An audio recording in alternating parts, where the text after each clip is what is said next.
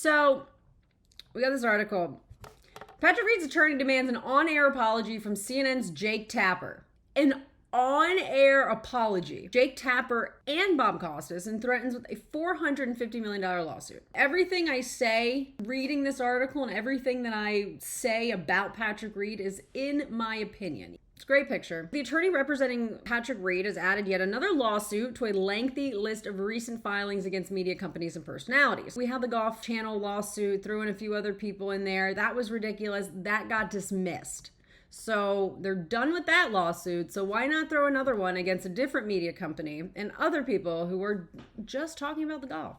I guess it was during a segment on CNN last week. Jake Tapper chatted with longtime announcer reporter Bob Costas, who we all know very well, about the court battle between the PGA Tour and LIV. It's always kind of funny seeing golf stuff on CNN or in the wild because you're like, oh, hey, I know about that. All right, a letter from Larry Klayman, the attorney representing LIV, is demanding an on-air apology from the duo for what he calls a highly defamatory piece. Now, we've been here before. This is not the first time that anything that's come out of anyone's mouth that Patrick Reed did not like, they've called defamatory. Like, even things that have witnesses, it doesn't matter. They're just going to go after everyone. Klayman's letter says his group reserves the right to sue Tapper, Costas, and CNN pursuant to Florida statute, whatever, for damages well in excess of $450 million, which includes all this stuff.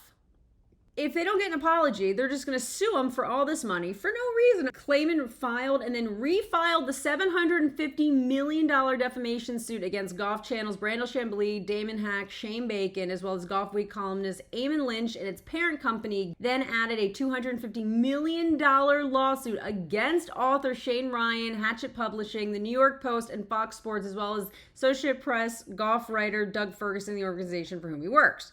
He's going after kind of the top tier of the golf reporting, and it's very obvious that it's for no good reason. He's just trying to kind of knock them all down a few pegs, and he's going after these people that, for the most part, are not going to be able to just say things that have no factual basis or whatever because they could get sued. Right? So this stuff's been going on forever, and then all of a sudden now Patrick Reed's like suing these people and doing all this stuff.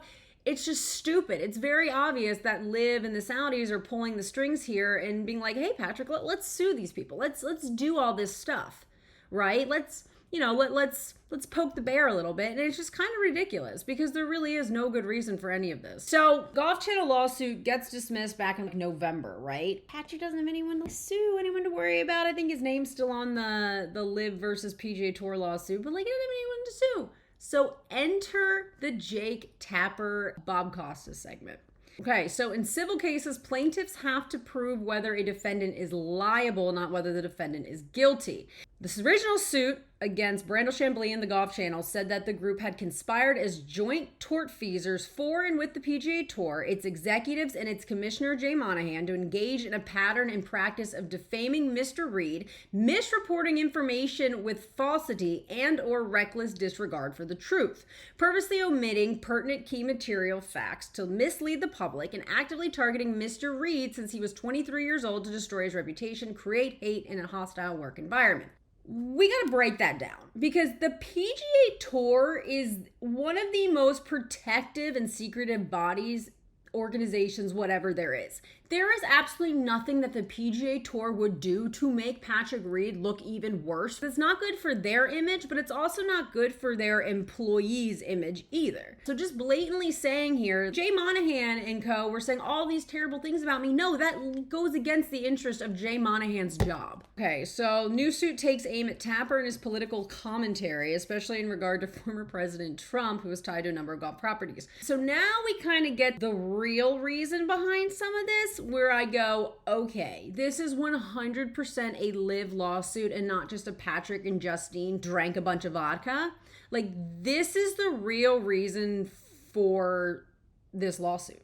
It is LIV. Everything is orchestrated by LIV. Justine and Patrick are not just doing this lawsuit for shits and giggles. There's a reason behind it, and there's people pulling the strings. So they're in a really bad position themselves.